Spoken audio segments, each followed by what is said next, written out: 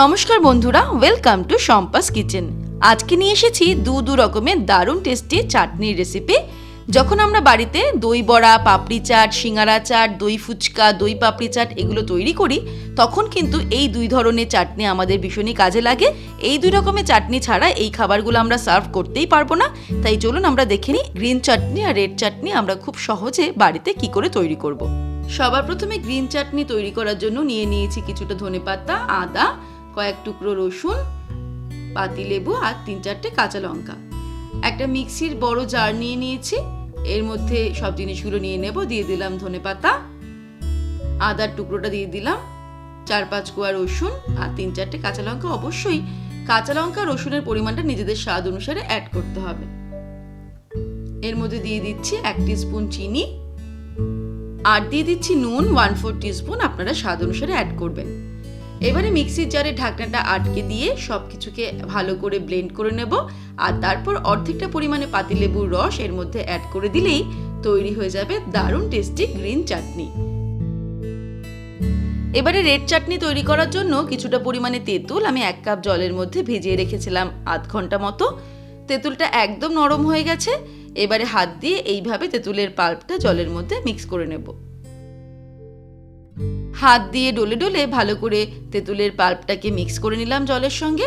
তারপর একটা কড়াইয়ের মধ্যে একটা ছাঁকনি বসিয়ে নিয়ে এই তেঁতুলের মিশ্রণটাকে ছেঁকে নেব, যাতে দানাগুলো বা পাল্পের অন্য অংশগুলো যেগুলো আমাদের প্রয়োজন নেই সেগুলো ছেঁকে বার হয়ে যায়।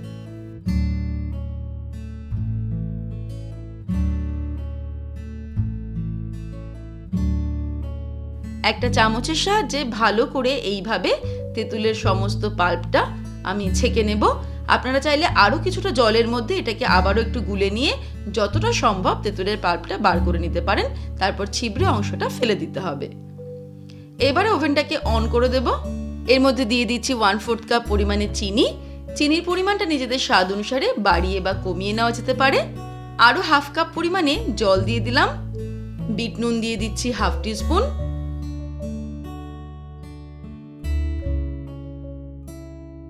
এমনি নুন দিয়ে দিচ্ছি 1/2 টিস্পুন। 1/2 টিস্পুন দিয়ে দিচ্ছি লঙ্কার গুঁড়ো, ঝালটাও নিজেদের স্বাদ অনুসারে অ্যাড করতে হবে। আর 1 টিস্পুন আমি ভাজা মশলা দিয়ে দিলাম।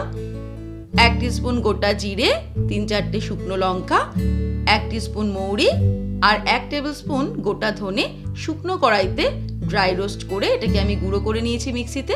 এইভাবে ভাজা মশলাটা তৈরি করে নিয়েছি। এবারে হাই ফ্লেমেই সব কিছুকে মিক্স করতে করতে ভালো করে ফুটিয়ে নেব বা জাল দিয়ে নেব। হাই ফ্লেমে 7-8 মিনিট চাটনিটাকে জাল করে নিলাম।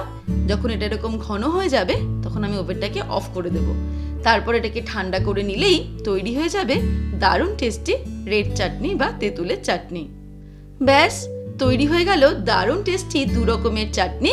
এবারে আমরা যে কোনো চটপটা খাবার যেমন দই বড়া, পাপড়ি চাট, সিঙ্গারা চাট, দই ফুচকা, দই পাপড়ি চাট এগুলো যখন আমরা বাড়িতে তৈরি করব তখন এই চাটনি দিয়ে আমরা সার্ভ করতে পারবো। তাহলে দর্শক বন্ধুরা, আজকের এই রেসিপি আপনাদের কেমন লাগলো আমাকে ভিডিওর নিচে কমেন্ট সেকশনে কমেন্ট করে জানাবেন। ভালো লাগলে লাইক করার অনুরোধ রইল আর বন্ধুদের সঙ্গে কিন্তু অবশ্যই শেয়ার করুন। ভালো থাকবেন, সুস্থ থাকবেন। আমি আবার হাজির হব নতুন নতুন রেসিপির সঙ্গে। নমস্কার।